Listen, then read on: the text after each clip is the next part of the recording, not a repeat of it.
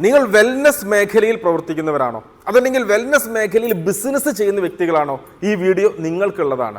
ഇന്ന് നമ്മൾ ഡിസ്കസ് ചെയ്യാൻ പോകുന്നത് നിങ്ങൾക്ക് എല്ലാവർക്കും കോമൺ ആയിട്ട് അറിയുന്ന ഒരു ഹെൽത്ത് ഇഷ്യൂസ് ആണ് ഏത് ബ്ലഡ് പ്രഷർ എന്ന് പറയുന്നത്. എന്താണ് ബ്ലഡ് പ്രഷർ? അപ്പോൾ ഈ ഒരു ബി-പിയെ കുറിച്ച് നമ്മൾ പറയുന്നതിന് മുന്നേ തന്നെ ഇതിന് ഇമ്പോർട്ടൻസ് ഒന്ന് പറഞ്ഞു തരാം. കാരണം ഒരു വ്യക്തികൾക്ക് നമ്മൾ ബി-പിക്കുള്ള അതല്ലെങ്കിൽ ബി-പിയെ കുറിച്ച് നമ്മൾ പറഞ്ഞു കൊടുക്കണമെങ്കിൽ നമുക്കൊരു ബേസിക് നോളജ് നമുക്ക് വേണം. അതുകൊണ്ടാണ് ഞാൻ പറഞ്ഞത് വെൽനസ് മേഖലയിൽ പ്രവർത്തിക്കുന്നവർക്ക് നിർബന്ധമായിട്ടും ഈ ഐഡിയ വേണമെന്ന് പറയാനുള്ള കാരണം ഒരു ബേസിക് ആയിട്ടുള്ള ഒരു നോളജ് കിട്ടുക എന്നുള്ളതാണ് നമ്മൾ വീഡിയോ കൊണ്ട് ഉദ്ദേശിക്കുന്നത്. അപ്പോൾ എന്താണ് ബി-പി, എന്താണ് ബ്ലഡ് പ്രഷർ? നമ്മളൊക്കെ പറയും ബ്ലഡ് പ്രഷർ അല്ലെങ്കിൽ രക്തസമ്മർദ്ദം എന്ന് പറയും, അതല്ലെങ്കിൽ കോമൺ ആയിട്ട് നമ്മൾ ബി-പി ആണ് നമ്മുടെ പ്രോബ്ലം എന്നൊക്കെ പറയാറുണ്ട്. അപ്പോൾ നമുക്ക് പഠിക്കാം. ഇത്രയുള്ള സംഭവം വളരെ സിമ്പിൾ ആയിട്ട് നമുക്ക് പിക്ചറൈസ് ചെയ്തുകൊണ്ട് തന്നെ പോവാം. ഇത് നമ്മുടെ രക്തം പോകുന്ന നമ്മുടെ ബ്ലഡ് വെസലാണ് അല്ലെങ്കിൽ രക്തക്കുഴലാണ്. ഈ രക്തക്കുഴലിലൂടെ നമുക്ക് എന്ത് ചെയ്യുന്നുണ്ട്? ബ്ലഡ് പാസ് ചെയ്യുന്നുണ്ട്. ഇങ്ങനെ ബ്ലഡ് പാസ് ചെയ്യുമ്പോൾ തീർച്ചയായിട്ടും ഒരു വണ്ടി അടുത്തൊരു സ്റ്റോപ്പിലേക്ക് പോകണമെങ്കിൽ ആ വണ്ടിക്ക് വണ്ടിയുടേതായിട്ടുള്ളൊരു പ്രഷർ ഉണ്ടാവണം, ഒരു ഫോഴ്സ് ഉണ്ടാവണം. എന്നതുപോലെ തന്നെ ഈ ബ്ലഡിന് മൂവ് ചെയ്യണമെങ്കിൽ എന്ത് വേണം? ഒരു നോർമൽ പ്രഷറും അതുപോലെ തന്നെ നോർമൽ ആയിട്ടുള്ളൊരു ഫോഴ്സും തീർച്ചയായിട്ടും ഉണ്ടാവണം. അപ്പോൾ ഈ ഒരു ബ്ലഡ് വെസലിൽ ചെലുത്തുന്ന ആ ഒരു പ്രഷർ അതല്ലെങ്കിൽ ആ ഒരു ഫോഴ്സിനെയാണ് നമ്മൾ എന്ത് പറയുന്നത്? ബ്ലഡ് പ്രഷർ എന്ന് പറയുന്നത്. ഈ ബ്ലഡ് പ്രഷർ എന്ന് പറയുന്നത് എന്തല്ല, ഒരു അസുഖമല്ല. ബ്ലഡ് പ്രഷർ കൂടുമ്പോഴും ബ്ലഡ് പ്രഷർ കുറയുമ്പോഴുമാണ് അത് അസുഖമായിട്ടും അതൊരു ഇഷ്യൂ ആയിട്ടും മാറുന്നത്. അപ്പോൾ ആദ്യം ആ വേർഡ് നമ്മൾ മനസ്സിൽ എടുത്ത് കളയുക. ബ്ലഡ് പ്രഷർ എന്ന് കേൾക്കുമ്പോൾ തന്നെ അതൊരു അസുഖമാണെന്ന് ചിന്തിക്കരുത്. നോർമലി ഉള്ള ബ്ലഡ് പ്രഷർ ശരീരത്തിന് ആവശ്യമാണ്. അത് പ്രഷർ ഉണ്ടെങ്കിലേ ഈ ബ്ലഡിൻ്റെ ഫ്ലോ അവിടെ കറക്റ്റായിട്ട് എത്താൻ പറ്റുള്ളൂ.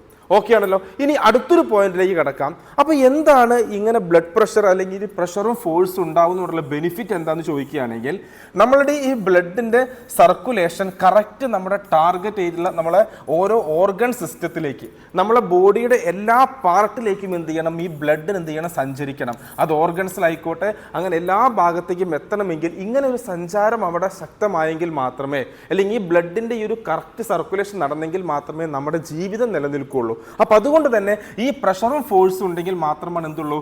ഈ സർക്കുലേഷൻ ടാർഗറ്റഡ് ഓർഗൻസിലേക്കൊക്കെ അല്ലെങ്കിൽ ബോഡി പാർട്സിലേക്ക് എത്തുള്ളൂ. ഒന്നാമത്തെ ഒരു കാര്യം. ഇനി രണ്ടാമത്തെ ഒരു കാര്യം പറയാം.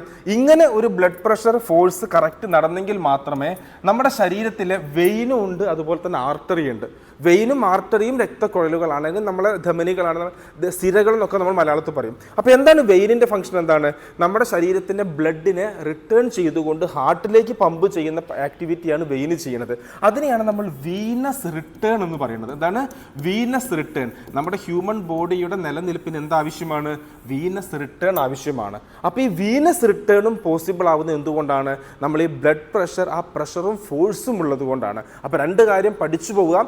ഒന്ന് വീനസ് റിട്ടേണും അതുപോലെ തന്നെ നമ്മുടെ എല്ലാ ബോഡിയുടെ പാർട്ടിലേക്കും ബ്ലഡ് സർക്കുലേറ്റ് ചെയ്ത് എത്തുന്നതിനും എന്താവശ്യമാണ്? ബ്ലഡ് പ്രഷർ അത്യാവശ്യമാണ്. അപ്പോൾ ഇനി നമ്മൾ പഠിക്കേണ്ടത് ഹൈ ബി-പിയും ലോ ബി-പിയും. അതിന് അർത്ഥം എന്താണ്? ഹൈ ബ്ലഡ് പ്രഷറും ലോ ബ്ലഡ് പ്രഷറും. അപ്പോൾ ഹൈ പ്രഷർ ഹൈ ഫോഴ്സ് അല്ലെങ്കിൽ ലോ പ്രഷർ ലോ ഫോഴ്സ്. ഈ പോയിന്റ് ഓക്കെ ആണല്ലോ. ഇനി നമ്മൾ ഇത് സംഭവിക്കുമ്പോൾ എന്ത് സംഭവിക്കും നമ്മൾ നോക്കാം. ഇതാണ് നമ്മുടെ ബ്ലഡ് വെസല്. അപ്പോൾ ഇവിടെ ഹൈ ആയിട്ടൊരു ബ്ലഡ് പ്രഷർ വന്നു കഴിഞ്ഞാൽ എന്ത് സംഭവിക്കും? ഇവിടെ നമ്മൾ ഈ ചെലുത്തുന്ന ബ്ലഡ് ഈ വെസൽസിൽ നമ്മളെ രക്തക്കുഴലുകളുടെ സൈഡുകളിൽ ചെലുത്തുന്ന ഈ പ്രഷർ ഹെവി പ്രഷറായിട്ട് മാറും. ഹെവി പ്രഷറായിട്ട് മാറും. എന്താ സംഭവിക്കുക എന്ന് പറയുകയാണെങ്കിൽ ഇത്രയേ ഉള്ളൂ. ജസ്റ്റ് നിങ്ങൾക്ക് അറിയുന്ന ഒരു എക്സാമ്പിൾ തന്നെ കാണിച്ചു തരാം. ഇവിടെ എന്ത് സംഭവിക്കുന്നു? ഇവിടെ നമുക്ക് എന്ത് ചെയ്യുന്നു? ഹെവി ആയിട്ടൊരു പ്രഷർ വന്നു കഴിഞ്ഞാൽ ഇത് രക്തക്കുഴലാണ്. ഇപ്പോൾ നമ്മൾ നേരത്തെ പറഞ്ഞതാണ് രക്തക്കുഴൽ. ഇപ്പോൾ നമ്മളിതൊരു ബലൂണാണ്.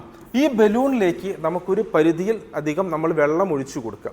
അപ്പോൾ നോർമലി വെള്ളം ഒഴിക്കുമ്പോൾ ഈ ബലൂണിൻ്റെ ഇലാസ്റ്റിസിറ്റി അനുസരിച്ച് എന്ത് ചെയ്യും? ഇതിങ്ങനെ മാക്സിമത്തിലെത്തും. പക്ഷെ ഒരു പരിധിയിൽ കൂടുതൽ നമ്മൾ വെള്ളം എത്തിക്കഴിഞ്ഞാൽ തീർച്ചയായിട്ടും ബലൂണിന് വികസിക്കാനുള്ള മാക്സിമത്തിൽ ബലൂൺ എത്തി. ഒരു സമയം കഴിയുമ്പോൾ ഈ ബലൂൺ എന്ത് ചെയ്യും? പൊട്ടിപ്പോവും. ഇത് തന്നെയാണ് നമ്മുടെ ബ്ലഡ് വെസൽസിലും സംഭവിക്കുന്നത്. അപ്പോൾ ഈ ഒരു പ്രഷർ എന്നും ഒരുപാട് കാലമായിട്ട് ബ്ലഡ് പ്രഷറുള്ള വ്യക്തികളാണെങ്കിൽ ഓവർ പ്രഷർ ചെലുത്തിയിട്ട് നമ്മുടെ ഈ ബ്ലഡ് വെസൽസിൻ്റെ ഈ ഒരു ഭാഗങ്ങളിൽ ബ്ലഡ് വെസൽസിൽ എന്ത് സംഭവിക്കുന്നുണ്ട്? അത് റപ്ചർ ആവാനുള്ള ചാൻസ് ഉണ്ട്, പൊട്ടിപ്പോവാനുള്ള ചാൻസ് ഉണ്ട്, ഡാമേജ് ആവാനുള്ള ചാൻസ് ഉണ്ട്, ബ്ലഡ് വെസൽസ് വീക്ക് ആവാനുള്ള ചാൻസ് ഉണ്ട്. ഇത് നമ്മുടെ സെറിബ്രത്തിലേക്ക് അല്ലെങ്കിൽ നമ്മുടെ ബ്രെയിനിലേക്കാണ് എത്തുന്നതെങ്കിൽ ബ്രെയിനിലേക്ക് പോകുന്ന ബ്ലഡ് സപ്ലൈ, ഇത് നിങ്ങൾ ചിന്തിക്കുക, ഇത് ബ്രെയിൻ ആണെങ്കിൽ ഈ ബ്രെയിനിലേക്ക് പോകുന്ന ബ്ലഡ് വെസൽസിൽ ഓവർ പ്രഷർ വന്നു കഴിഞ്ഞാൽ ഇത് ബലൂൺ പൊട്ടുന്നത് പോലെ പൊട്ടിപ്പോകും. സോ ബി-പി കൺട്രോൾ ചെയ്ത് നിർത്തേണ്ടത് അത്യാവശ്യമാണ്. ഇതാണ് ഹൈ ബി-പി വന്നു കഴിഞ്ഞാൽ, ഹൈ പ്രഷർ വന്നു കഴിഞ്ഞാൽ ഒരു പേഷ്യൻറ്റിൽ സംഭവിക്കുന്നത്. അപ്പോൾ നമ്മൾ ഹൈ ബി പി വന്നാൽ സംഭവിക്കുന്ന കാര്യം പറഞ്ഞു. ഇനി നമ്മൾ ഡിസ്കസ് ചെയ്യുന്നത് ലോ ബി പി. അപ്പോൾ ആ ഒരു നോർമൽ പ്രഷറും ഫോഴ്സും സംഭവിച്ചില്ലെങ്കിൽ എന്ത് സംഭവിക്കുന്ന പറയുകയാണെങ്കിൽ ഇത് നമ്മുടെ ബ്ലഡ് വെസൽസ് തന്നെയാണ്. ഇതിലൂടെ ഞാൻ നേരത്തെ ഡിസ്കസ് ചെയ്തു, ബ്ലഡ് പോയെങ്കിൽ മാത്രമേ എല്ലാ ഓർഗൻസിലേക്ക്, നമ്മുടെ ബോഡിയിലുള്ള ഓർഗൻ, ഈ ഒരു ഓർഗൻസിലേക്കൊക്കെ ബ്ലഡ് എത്തുള്ളൂ. എന്നാൽ പ്രഷർ വളരെ കുറഞ്ഞ് എന്ത് സംഭവിക്കും? ഇത്രയേ ഉള്ളൂ, നമ്മൾ ഒരു 8 കിലോമീറ്റർ അല്ലെങ്കിൽ 10 കിലോമീറ്റർ നമുക്ക് പോകണം. അത് നമുക്ക് ബൈക്കിൽ പോയി കഴിഞ്ഞാൽ ആ സ്പീഡും ഉണ്ട്, സൈക്കിളിൽ പോയി കഴിഞ്ഞാൽ ആ സ്പീഡും ഉണ്ട്. സ്പീഡ് കുറയുന്നതിനനുസരിച്ച് എത്താനുള്ള സമയം ഒരുപാട് നമുക്ക് ഡിലേ വരും. ഇത് തന്നെയാണ് ഇവിടെ സംഭവിക്കുന്നത്. അപ്പോൾ ഒരു ആവശ്യത്തിനുള്ള പ്രഷർ ഇല്ലെങ്കിൽ ഈ ബ്ലഡ് എവിടെ എത്തുന്നില്ല, ടാർഗറ്റഡ് ഓർഗൻസിലേക്കും ബോഡിയുടെ വ്യത്യസ്തമായ പാർട്ടിലേക്കും എത്താൻ ഡിലേ ആവാനും അത് എത്താതിരിക്കാനുമുള്ള ചാൻസാണ്. ഈ ബ്ലഡിലൂടെയാണ് നമുക്ക് എന്ത് സംഭവിക്കുന്നത്? ബ്ലഡിലൂടെയാണ് നമ്മളെ ഓക്സിജൻ സപ്ലൈയും അതുപോലെ തന്നെ ശരീരത്തിന് വേണ്ട ന്യൂട്രിയൻസും ഒക്കെ ലഭിക്കുന്നത്. അപ്പോൾ ഈ ന്യൂട്രിയൻസ്, ഈ ബ്ലഡിൻ്റെ സപ്ലൈ, ഇതൊക്കെ കുറയുമ്പോൾ എന്ത് സംഭവിക്കും? തീർച്ചയായിട്ടും അത് ശരീരത്തിൽ നെഗറ്റീവ് ഇമ്പാക്റ്റും ശരീരത്തിൽ ഡേഞ്ചറസ് ആയിട്ടുള്ള എഫക്റ്റുകളും ഉണ്ടാക്കും. അപ്പോൾ ബ്ലഡ് സപ്ലൈ കുറയുമ്പോൾ, ഒന്നുകൂടെ പറയുന്നു, ബ്ലഡിൻ്റെ സപ്ലൈ കുറയുമ്പോൾ, ആ പ്രഷർ കുറയുമ്പോൾ ബ്ലഡിൻ്റെ സപ്ലൈ കുറയുന്നു. അതിലൂടെ ഓക്സിജൻ സപ്ലൈ, ന്യൂട്രിയൻസ് നമ്മുടെ ഓർഗൻസിലേക്ക് എത്താത്ത, അല്ലെങ്കിൽ നമുക്ക് ടിഷ്യൂലേക്ക് എത്താത്ത, ബോഡിയുടെ പല ഭാഗത്തേക്കും എത്താത്തൊരു സിറ്റുവേഷൻസും ഉണ്ടാവും. അപ്പോൾ ഇത്ര കാര്യങ്ങൾ ഓർത്ത് വയ്ക്കാം. ബ്ലഡ് പ്രഷർ എന്ത് എന്നുള്ളത് നമ്മളൊന്ന് ഡിസ്കസ് ചെയ്തു. എങ്ങനെയാണ് ബ്ലഡ് പ്രഷർ ഉണ്ടാവുന്നത് നമ്മൾ ഡിസ്കസ് ചെയ്തു. ആ ഒരു പ്രഷറും ഫോഴ്സിൻ്റെ ഇമ്പോർട്ടൻസ് നമ്മൾ പഠിച്ചു. ഈ പ്രഷർ കൂടിക്കഴിഞ്ഞാൽ സംഭവിക്കുന്നത്, പ്രഷർ കുറഞ്ഞു കഴിഞ്ഞാൽ സംഭവിക്കുന്ന കാര്യങ്ങളും പഠിച്ചു. ഇതൊരു ബേസിക് നോളജാണ്. മിനിമം ഇത്രയെങ്കിലും നമ്മൾ എന്ത് ചെയ്യണം, അറിയണം. തീർച്ചയായിട്ടും ഒരു വെൽനസ് ഓൺട്രപ്രണേഴ്സ്, കാരണം നമ്മൾ വെൽനെസ്സിനെ കുറിച്ച് പറഞ്ഞു കൊടുക്കുമ്പോൾ ഒരു കസ്റ്റമർക്ക് ഐഡിയ കിട്ടണം, അല്ലെങ്കിൽ ആ കസ്റ്റമറെ സംബന്ധിച്ച് അവർ ഹാപ്പി ആവണം.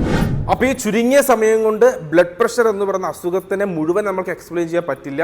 പക്ഷേ ഒരു ബേസിക് നോളജ് കിട്ടി എന്ന് ഞാൻ പ്രതീക്ഷിക്കുന്നു. പുതിയ വീഡിയോയുമായിട്ട് നമുക്ക് വീണ്ടും കാണാം. അതുവരെ താൽക്കാലികമായി വിട പറയുന്നു. Thank you so much. Signing off, Deepak B V, the wellness partner.